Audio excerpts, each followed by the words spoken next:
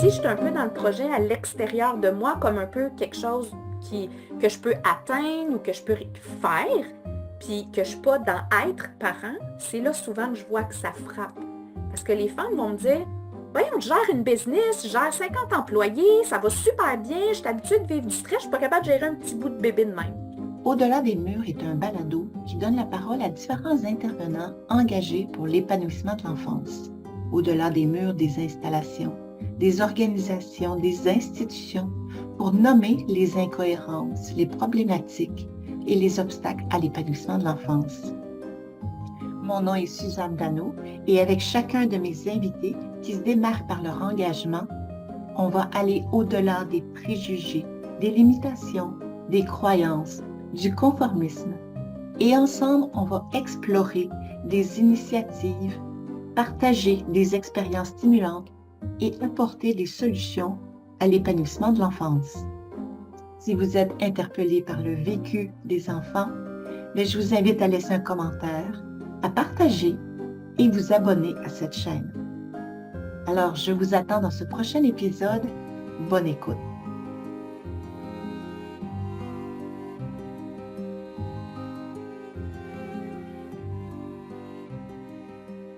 Bonjour Alexandra, merci d'avoir accepté mon invitation.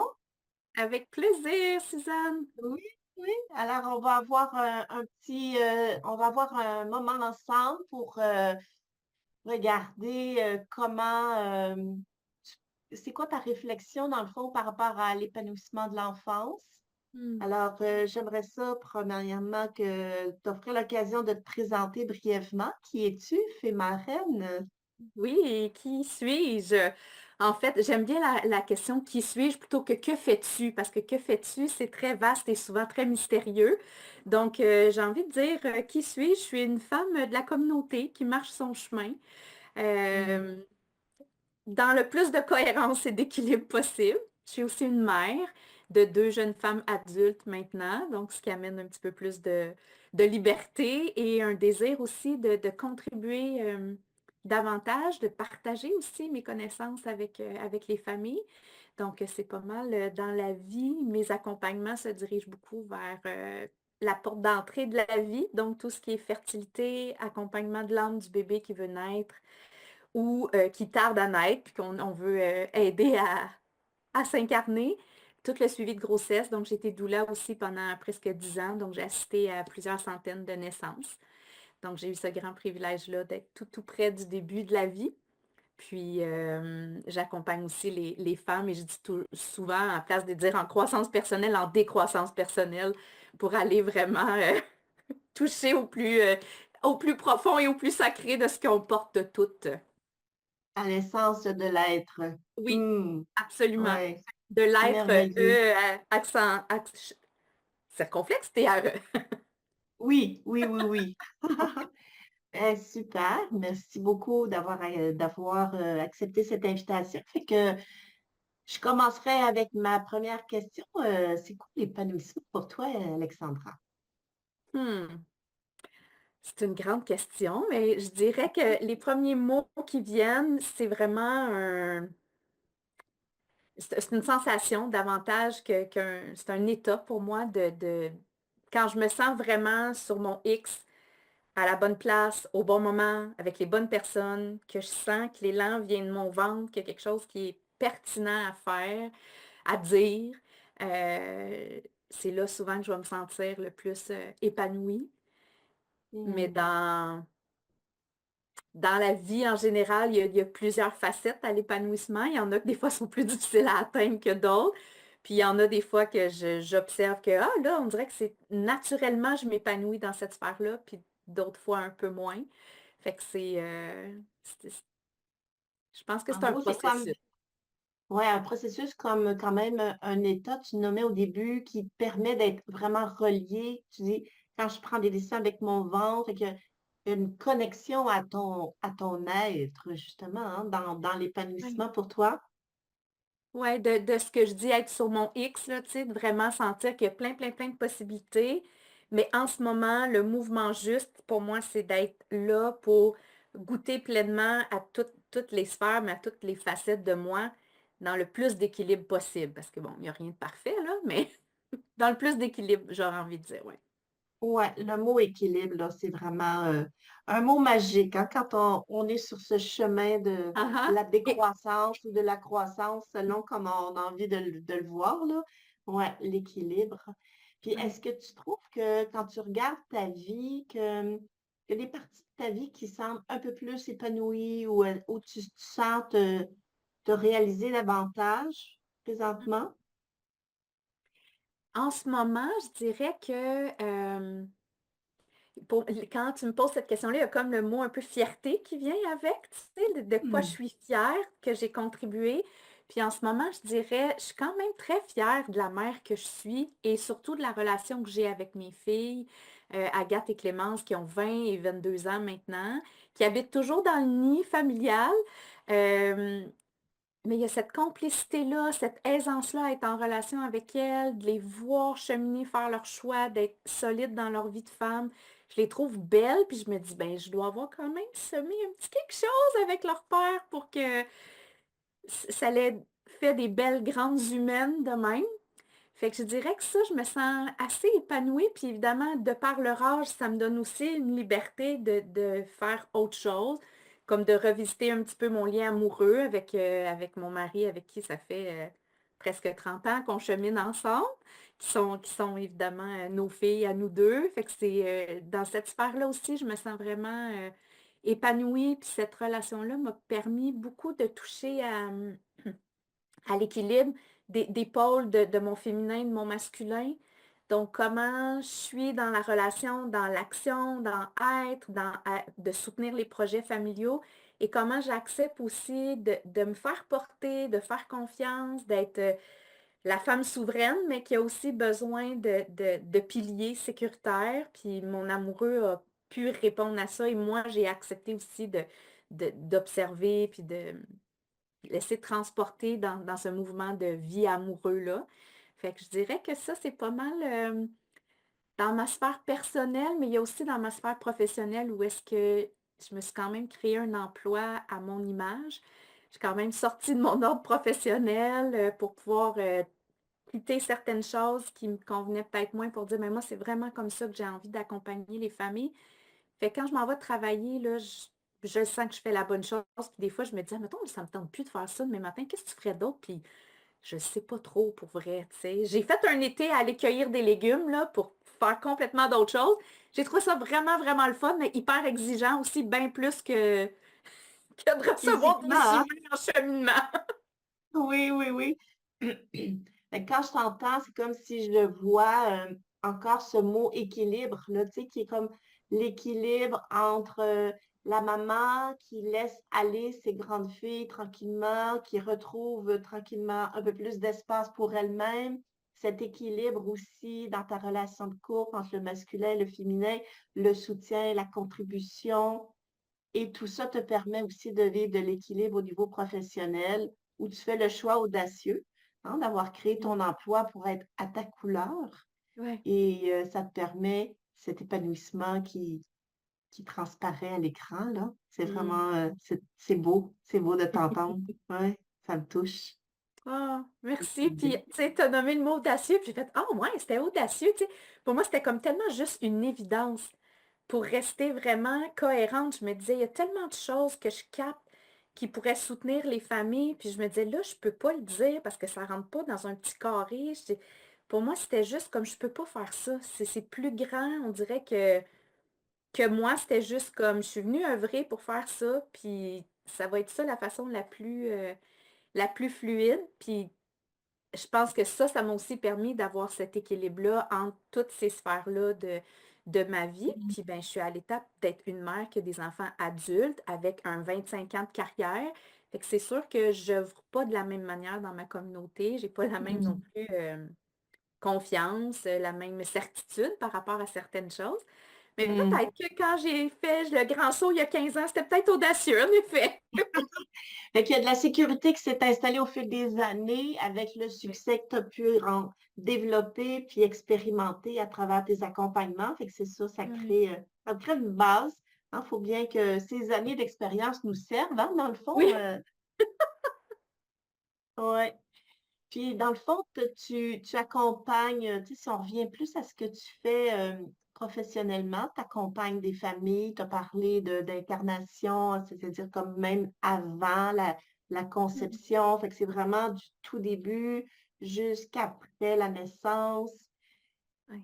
Fait que dans toutes ces familles que tu accompagnes au fil des années, qu'est-ce que tu verrais qui sont les principaux enjeux par rapport à l'enfance, à la natalité, les familles, un peu tout ce groupe de personnes-là? Qu'est-ce qui sont, selon toi, les enjeux principaux les plus challengeants? Mmh. Hmm. J'ai envie de dire être en 2025, c'est déjà un challenge en soi. Mais puis si je fais le parallèle de quand, tu sais, tantôt, ça résonne encore le mot audacieux de dire, ben quand j'ai fait ce choix-là, il y avait à l'intérieur de moi, c'est sûr, une imposteur, des saboteurs qui disaient, ben voyons, tu peux pas faire ça, là, tu as un job stable, tu vas avoir un fonds de pension, tu as étudié pour faire ça, tu y crois à ton approche, tu sais. Puis c'est comme si je peux faire ce même parallèle-là que j'ai eu dans ma vie de jeune mère et le parallèle que je peux voir là avec des personnes qui veulent concevoir ou avec des jeunes parents qui ont encore ces mêmes réflexions-là, mais j'ai vraiment l'impression que c'est comme multiplié fois 10, fois 15, fois 20. Puis c'est sûr que ça m'amène à faire des réflexions de dire, mais coudonc, ça vient où toute cette incertitude-là? Et des fois, juste quand, parce que je suis un peu coquine des fois dans ma façon de faire les choses, mais je suis comme, ah, vous voulez un bébé? Hey, c'est vraiment un beau projet, mais pourquoi vous voulez un bébé?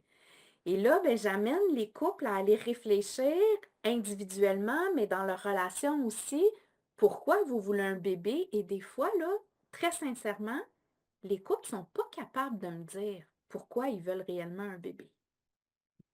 Ils ont des grandes phrases de ben, on est rendu là, on veut transmettre quelque chose à un autre être humain, ben, parce qu'on s'aime.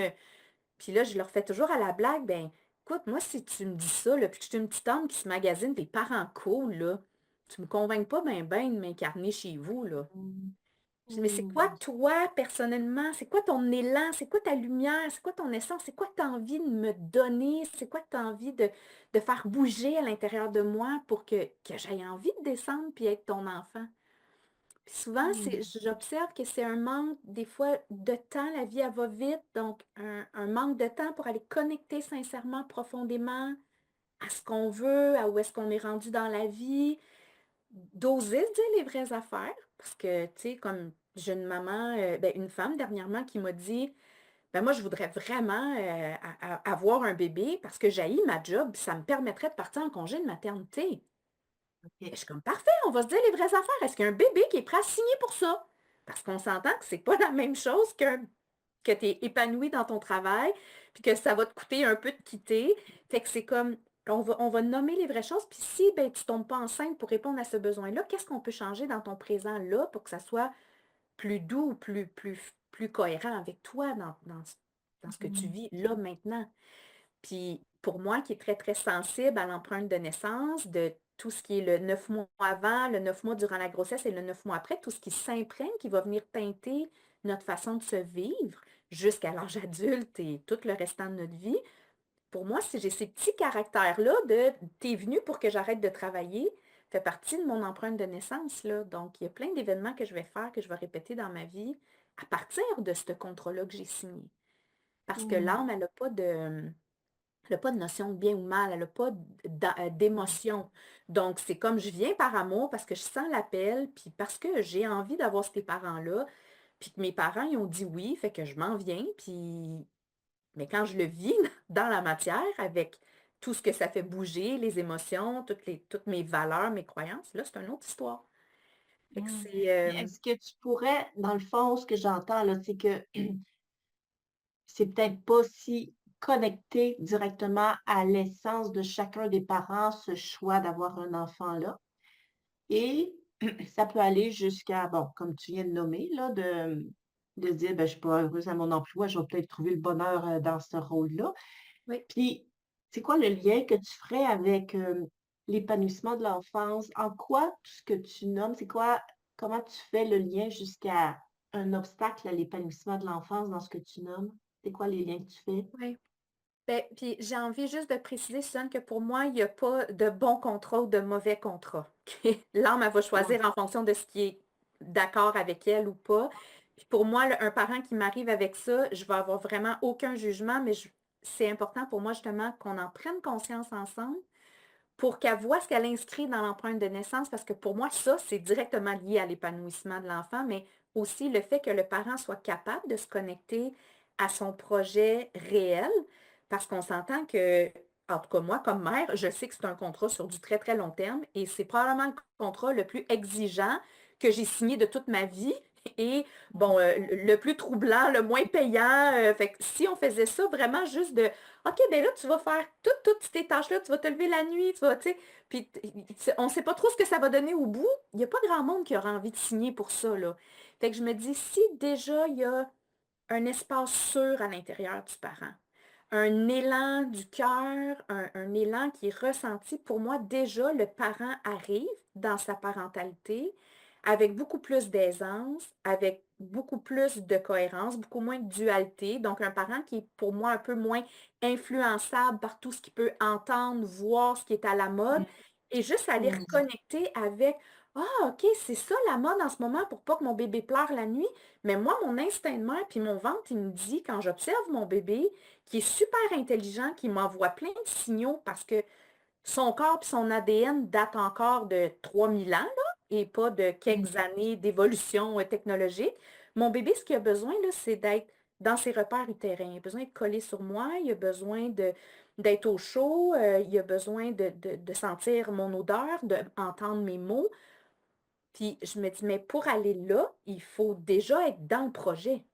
Si je suis un peu dans le projet à l'extérieur de moi, comme un peu quelque chose que je peux atteindre ou que je peux faire, puis que je ne suis pas dans être parent, c'est là souvent que je vois que ça frappe. Parce que les femmes vont me dire, voyons, je gère une business, je gère 50 employés, ça va super bien, je suis habituée de vivre du stress, je ne suis pas capable de gérer un petit bout de bébé de même. Je suis OK. comme, mais c'est là la nuance, c'est que ton bébé a besoin que tu sois là en présence pour se Mmh. réguler, Mmh. pour aller se Mmh. connecter. Puis Mmh. oui, il y a plein de belles choses que tu vas apprendre à faire, mais généralement, c'est les bébés qui nous enseignent ça. Quand on est vraiment connecté là, puis qu'on reconnecte à toute notre lignée de femmes qui a été la majorité du temps des mères, des grands-mères, des arrière-grands-mères en arrière de nous, on porte ça dans nos mémoires corporelles. Instinctivement, une femme va prendre un bébé, puis va le déposer là. Puis c'est exactement là que notre bébé doit être. Il y a 2 degrés de température de plus pour le garder au chaud. Juste le fait de connecter de cœur à cœur avec le bébé au niveau énergétique, ça vient rassurer le bébé. Au niveau du système immunitaire, ça va venir stimuler le bébé. Donc, c'est un instinct. On va venir porter nos bébés. Quand ils sont plus hauts, on va les mettre ses hanches. Pourquoi? Parce que c'est les zones de notre corps qui sont les plus forts. Il y a des choses qu'on sait naturellement, puis qu'on n'a pas besoin d'apprendre à l'extérieur, que ce soit dans un livre ou dans des réseaux ou en regardant mon ami. Mmh. Puis pour Dans le moi, je fond, ce que pense oui, que vas-y. le surplus d'informations peut nuire à l'épanouissement. Fait que dans le fond, ce que j'entends, tu pourras rectifier ou modifier, là, mais c'est comme si c'est la qualité de présence de l'être qui fait que présentement, 2025, tu as nommé 2025, c'est comme si on est moins dans la présence parce qu'on est plus dans le faire, dans les sollicitations à l'extérieur, dans les moyens que les experts nous donnent, même que les réseaux sociaux nous donnent. Fait qu'on cherche nos réponses à l'extérieur de nous, puis on perd cette connexion avec notre intuition, notre ressenti, notre instinct qui date de plusieurs générations, notre ADN, comme tu nommais, qui a 3000 ans. Ça veut dire qu'il y a des connaissances dans nos cellules. C'est comme si on oublie de se relier à ça pour nous guider dans les soins à apporter à ce bébé-là et établir la relation, la connexion, l'attachement, hein? Ouais. Ben oui. Oui, puis je suis heureuse de voir, on reparle un petit peu plus là, en ce moment de l'attachement. Tu sais, moi, j'ai fait mon bac en psychoéducation il y a 20 ans. On en parlait de la théorie de l'attachement. C'était comme une évidence, mais là, je remarque que des fois, les parents, quand j'observe, quand ils viennent à mon bureau avec leurs enfants, je leur dis, ah, regarde là, quand il fait ça, tu sais, ça me démontre que ton enfant a un attachement sécurisant avec toi, tu sais, il se sent en confiance, il vient voir, il vient explorer, il n'est pas sûr, il ne me connaît pas, il retourne vers toi. Les parents, la majorité vont me dire, ah, ben oui, j'avais pas remarqué ça. Puis ce que Mm. je vois aussi, c'est que moi, ma clientèle, c'est les 0-5 ans. Donc, j'ai des parents qui viennent et ils me disent, bon, ben là, je suis allée voir le pédiatre, il n'y a rien. Je suis allée voir le stéo, il n'y a rien. Là, j'ai essayé ça, ça, ça, ça, ça, puis mon bébé a toujours tel ou tel ou tel problème. Puis je suis comme, OK. Puis là, mais c'est comme, ben, j'ai tout essayé ça, puis ça marche pas. Donc, je suis encore, moi, le parent, insuffisant. Mon bébé est brisé, ou moi, comme parent, je suis inadéquat. Mais il n'y a pas comme d'autres réponses entre les deux. Mm. Je suis comme, mais Mm. si c'était juste un continuum, puis le symptôme nous parlait juste de ton bébé et ta difficulté à accompagner ça me parlait que de toi. Puis qu'on va essayer de trouver le chemin entre ces deux informations-là, qui sont que des informations. Il n'y a rien de grave Mm. dans ce qu'elle me dit. Tu sais? Puis là, je parle d'une famille qui ont pas d'enjeu particulier, là, un problème de sommeil, par exemple, ou un bébé qui va pleurer quand on l'installe dans le siège d'auto, ou puis qui n'a pas rien d'associé, que ce soit physique ou diagnostic particulier. Je suis comme, comment on fait pour vous rejoindre tous les deux là-dedans? Mm. Mm. Est-ce que tu as besoin As-tu juste de envie de... platine? Oui, vas-y, mais as-tu envie de justement tomber tranquillement dans qu'est-ce que tu fais? Comment tu les Ouais. accompagnes, ces parents-là qui arrivent chez toi puis qui te disent, j'ai tout essayé, qu'est-ce que je peux faire de plus, Alexandra? Comment tu, c'est ça, comment tu les accompagnes plus particulièrement? Puis ça pourra nous amener après tranquillement vers les différents outils que tu as dans ton coffre à outils, là. Ouais. Ben c'est d'abord, je dirais, je fais juste offrir un temps. Un temps comme arrêté dans le temps.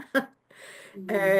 Qui est pour les enfants 1 heure, on s'assoit ensemble et c'est comme parent, tu vas me dire qu'est-ce que tu vis. Puis là, moi, j'observe comment l'enfant réagit à tout ça. Puis on va revoir un petit peu, tu sais, il est arrivé des choses particulières à la naissance, quand tu le portais, comme j'ai parlé tantôt de l'empreinte de naissance. Pour moi, c'est sûr que je vais aller me faire ce petit portrait-là. Juste pour mon intention, évidemment, dans ma posture n'est pas de poser un diagnostic ou de faire un plan d'intervention aux familles. Je ne fais pas ça dans la vie, tu sais. Mais c'est plus pendant que tu es en train de me le dire, puis que je te renvoie un peu des reflets ou des questions, est-ce que tu vois les fils qui s'attachent entre ton accouchement traumatique et ton projet de bébé que tu avais, tu sais? Est-ce que tu vois un Mm. fil continuum ou pas?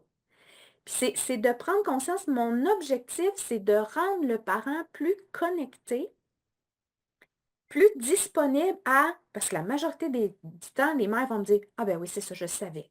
Je savais dans le fond que c'était ça. Mais oui, tu le sais. Fait que souvent, je Mm. fais juste valider ce que leur instinct leur dit déjà, Mm. mais que c'est tellement mélangé avec plein d'approches, de techniques, d'injonctions qu'on leur a données de tu devrais pas laisser faire ça avec ton bébé, tu devrais dire non plus souvent, tu devrais pas le porter, puis là, c'est comme, mais moi, comme maman, dans ma réalité, qu'est-ce que je peux faire? Moi, comme papa ou comme conjointe, qu'est-ce que je peux faire pour aller soutenir c'est comme un contenant tellement sacré, privilégié de gravité autour d'une très, très jeune famille. Puis oui, des fois, c'est difficile pour le père ou l'autre parent de venir connecter à cette fusion-là qui est extrêmement grande. Comment je trouve ma place là-dedans et comment moi, comme maman qui vient de donner la vie, je me laisse aussi être vulnérable, pas performante du tout parce que mon corps est en récupération, puis j'ai besoin juste d'avoir mon bébé collé sur moi pour que mon corps puisse éliminer les hormones de l'accouchement que j'ai plus besoin, produire du lait. Mon corps est en train de faire plein de choses, c'est juste que je les vois pas. Puis Mm. là, ben, j'ai l'impression que je fais rien, puis il faudrait que je me remette rapidement à... Puis on n'a plus de village. Fait que les mères, il y a des mères qui me disent, mais je sais ça, mais j'ai pas de village. Comment je fais pour faire Mm. une quarantaine avec mon bébé quand j'en ai un de 3 ans qu'il faut que j'aille porter à la garderie, qu'il faut que j'habille le matin puis le soir, puis que j'ai personne qui peut venir me faire réchauffer de la soupe, là. Mm. Fait qu'il y Et a ça aussi pourrait être ça. un enjeu, hein, justement un enjeu pour les familles, là, de voir comment elles sont plus isolées, puis qu'ils n'ont pas la famille, ils n'ont pas le village, la communauté pour les Oui. soutenir dans cette partie de leur vie où il y a plus de vulnérabilité parce qu'on est vraiment, tu sais, comme recentré sur tout ce processus d'accueil d'un nouvel être sur la Terre. Fait que Oui, ça fait qui est partie des... grandiose en soi. Tu sais, on vient de créer un miracle. C'est comme, on C'est peut-tu comme, avoir comme la gentillesse d'aller porter des muffins à cette mère-là, tu sais? C'est, oui, c'est, oui, oui, c'est- oui. Puis souvent, moi, quand je rencontre une femme enceinte qui travaille à temps plein, je lui dis, c'est parce que là, tu travailles, c'est un travail, faire un bébé. Mhm. Tu sais, c'est comme, ça demande ton énergie, ça demande ton attention, ça demande ta présence. Fait que quand tu travailles à temps plein, il y a quelque chose qui colle pas, là, tu sais, qui permet pas, qui favorise pas, justement, là, hein. Puis Ouais, dans sa réalité à elle, des fois, c'est pas une option de partir avant, tu sais, dans le ouais, congé. Fait que là, je vois des femmes qui travaillent jusqu'à 36 semaines, ils arrivent complètement épuisés dans leur début de congé de maternité, parce qu'on s'entend que c'est pas un congé. La valise n'est pas faite, il reste des choses à préparer pour le bébé. Puis là, mais qu'est-ce qui arrive? Souvent, ben, le bébé, il arrive à 37 piles, là. Elle n'a pas le 3-4 semaines qu'elle avait imaginé jusqu'à 40-41 semaines. Fait qu'elle arrive dans un postnatal, dans un accouchement où est-ce qu'il faut qu'elle déploie de l'énergie, elle va moins bien dormir, puis là, il y a plein de choses qui sont déjà pas en place. Fait que pour moi, c'est important vraiment de quand je vois des femmes en suivi, de parler justement de la préparation du postnatal, de même si tu prends juste 5 minutes pour te connecter avec toi, d'aller te connecter avec ta bédaine, de partager un moment de complicité avec ton amoureux, avec ton amoureuse, comment on arrive à faire ça pour que tu te sentes nourri pendant que tu œuvres à fabriquer un bébé et que tu contribues à l'extérieur. Mais pour vrai, tu sais, mes filles ont, c'est ça, le 23 ans, puis j'ai jamais vu l'évolution de la parentalité aller comme aussi rapidement. Tu sais, je les vois, les femmes sont isolées, mais il y a comme tellement d'injonctions pour être un bon parent. Il faut que tu fasses du yoga prénatal. Après ça, il faut que tu travailles jusqu'à la fin parce que oui, la grossesse, c'est pas une maladie. Puis, il était supposé être en forme. Puis là, ben, prends tes omégas, puis ça va être correct. Puis après ça, ben, il faut que tu ailles faire ta remise en forme. Puis ton plancher pelvien est supposé être top shape. Puis je suis comme, hey, wow! la Ça met beaucoup de performance encore pression. là, hein? Oui, puis Hmm. je le sens très, très fort. Puis je sais pas si moi j'étais un peu dans un monde parallèle, mais j'ai pas senti ça. Mes sœurs ont des enfants plus vieux que mes filles. Je sentais pas ça pour elles non plus à l'époque. Il y avait tout le Mon Dieu, comment on fait ça être parents? On n'a plus des grandes familles, fait qu'on n'a pas vu grand-maman, la grande sœur s'occuper de nous bébés. Des fois, j'ai des parents, là, quand j'ai fait de l'accompagnement, j'ai mis des bébés sur des mères qui restaient de même, les bras dans les airs, me disant, mais je sais pas comment le prendre, j'ai peur d'y faire mal. C'est la première fois de ma vie que je prends un bébé.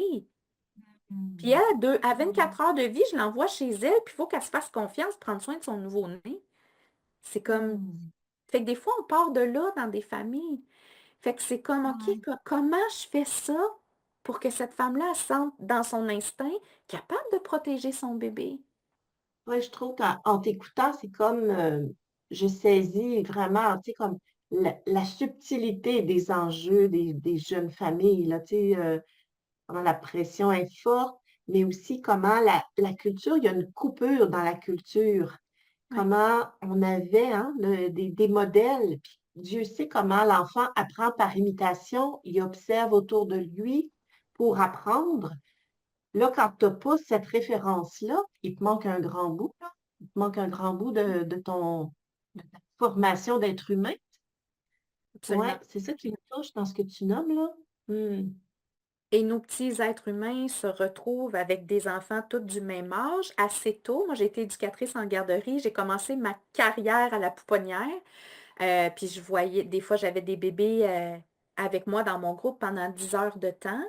Donc, ces bébés-là, avec juste des bébés, ils n'ont pas de référent non plus d'un plus grand ou d'une plus grande pour modéliser autre chose. Donc, non seulement ils n'ont pas leur figure d'attachement, mais en plus, puis ils n'ont pas de modèle. Mais en plus, Oui. souvent, le parent me dit, mais j'ai pas le choix. Si je rentre pas travailler, je suis pas capable de payer l'hypothèque. Puis tout le monde se dit ça. Fait que le parent arrive dans mon bureau, puis c'est ça. C'est soit qui est lui qui est incompétent ou son bébé il est brisé. Puis, Hmm. puis je comprends qu'ils ne Exact. peuvent pas voir plus large. Puis des fois, je fais juste leur dire, mais regarde, tu fais déjà ça, ça, ça, ça de bien. comment on peut prendre ça pour te soutenir ailleurs? C'est quoi peut-être les ajustements ou les choix que tu peux faire? Puis des fois, ben, ça va passer par, ben, tu vas avoir des soupers de traiteurs la semaine pour te enlever de la charge mentale, puis te donner du temps de jeu de qualité avec tes enfants quand tu arrives, parce qu'ils attirent ton attention, ils foutent le bordel parce qu'ils ont besoin de recréer le lien avec toi. Des fois, Mhm. ça peut être Ils juste ça. cherchent la présence, C'est hein? Ils sûr. cherchent la présence. Puis des fois, je Mais dis, tu sais, parce que quand, tu sais, tantôt, tu disais dans tes outils, j'ai le... Je pense sincèrement que tout le monde peut faire ça, mais j'ai le grand privilège d'avoir l'aisance de communiquer avec les bébés. Donc, Mhm. avant même leur naissance, et j'ai toujours eu ça, j'ai toujours senti les bébés, même avant qu'ils naissent, et souvent, il y a des bébés qui vont me dire, oui, mais ma mère est là, elle coupe les carottes dans la cuisine, mais j'ai pas accès à elle. Parce que maman est dans sa tête, elle est en train de régler une facture dans sa tête, elle est triste, fait qu'elle est déconnectée de ses émotions, tu sais. Fait qu'ils nomment les bébés, ils me le disent. Mais ma mère est Ouais. là, mais elle n'est pas là. Parce qu'il y a des mères qui me disent, ben Mhm. voyons, je suis là toute la soirée, je suis là pour l'endormissement, je suis là la nuit à chaque fois qu'il se lève. Mais tu es dans quel état? Mhm. Parce que souvent, il y a Exactement. un épuisement, parce que justement, puis celles qui le font vraiment, de rester à contre-courant, c'est exigeant d'être à contre-courant, puis d'avoir toujours le jugement. Fait que t'es coincé, tu sais, j'ai mis toute ma gang de mamans hyper bienveillantes qui portent, qui allaitent, qui font l'école maison, mais elles aussi, elles ont leurs enjeux puis leurs difficultés versus celles qui suivent un peu le chemin plus comme usuel. Les deux, ils sont dans mon bureau, là. Fait qu'il n'y a pas un Ouais. meilleur portrait que l'autre, là. Des fois, je vois qu'ils ont tendance à idéaliser un ou l'autre, là, mais ça marche pas de même. Non, non, non, non. La pression est là de toute façon, hein? Oui, Et ce serait tranquillement, on s'en va tranquillement vers la fin. Fait déjà. que j'aimerais que tu me racontes, je sais pas, une dernière anecdote, quelque chose qui t'a marqué particulièrement dans les accompagnements que tu as pu faire. J'aimerais ça que tu termines Hmm. avec une expérience qui t'a interpellé peut-être plus ou peut-être un message que tu auras envie de laisser, là. Hmm. Wow. J'ai envie de dire, dans chaque accompagnement, il y a du merveilleux parce que je rencontre des humains. Tu sais, je rencontre des humains qui ont vraiment envie de faire de leur mieux, qui sont Mm. pleins d'amour et de bonnes intentions. Puis c'est de là que je pars avec les familles tout le temps. Puis ce que je trouve le plus touchant, c'est que les bébés, des fois, vont nommer des choses à leurs parents. Puis c'est très drôle parce que des fois, ils me parlent de leur accouchement, puis le parent me raconte l'accouchement, puis je suis comme, étiez-vous au même accouchement? J'ai pas la même histoire des deux bords. Fait que c'est très, très drôle de voir déjà comment le bébé a sa perception du monde. Évidemment, c'est une boule d'émotions, de sensations. Le parent, des fois, lui a engrammé plus au niveau rationnel, tu sais. Mais c'est vraiment intéressant parce que le bébé, malgré tout ce qu'il peut nommer, ou des fois comme dire, ah, j'ai pas compris ça, pourquoi c'est arrivé, par exemple.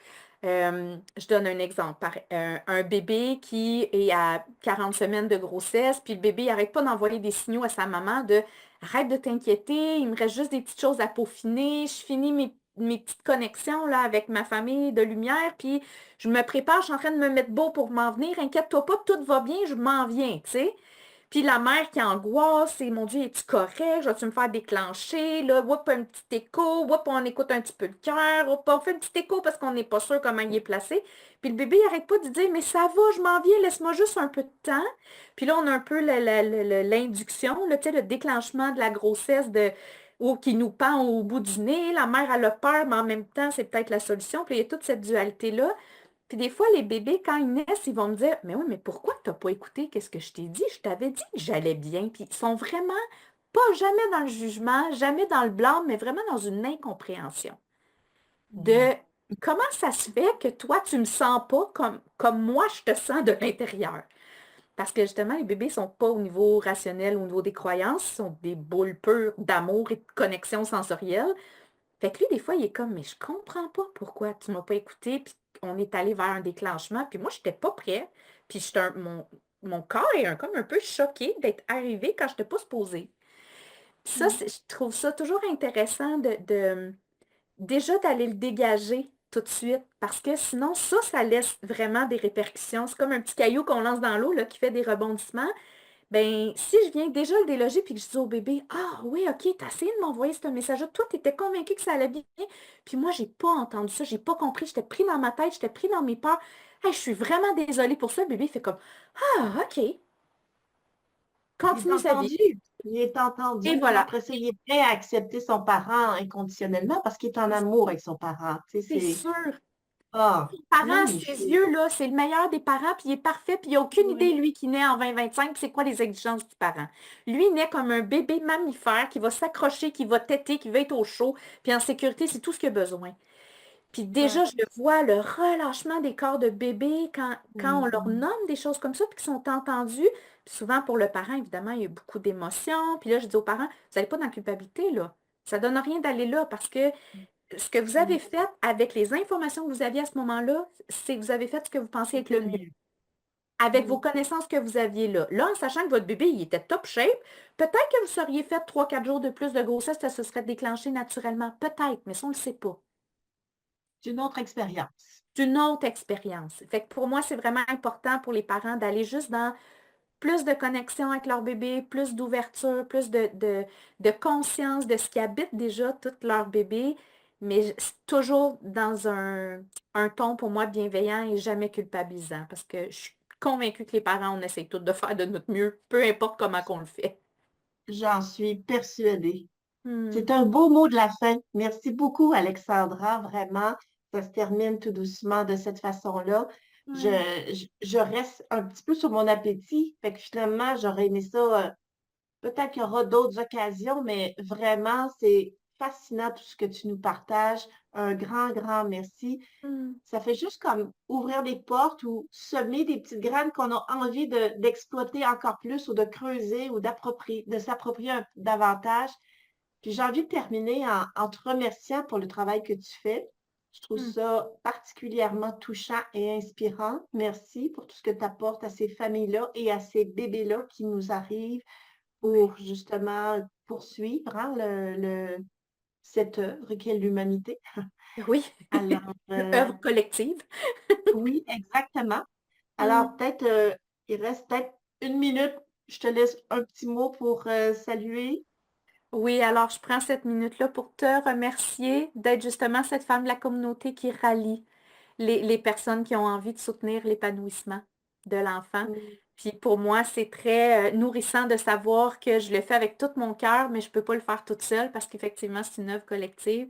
Fait que ça me touche de voir qu'on est toutes ralliées, puis j'ai hâte d'entendre les autres aussi, de rencontrer d'autres personnes qui ont le même désir que moi et que toi aussi. Mm. Fait que je te remercie Merci. sincèrement de reconnaître ça en moi puis de m'avoir invitée.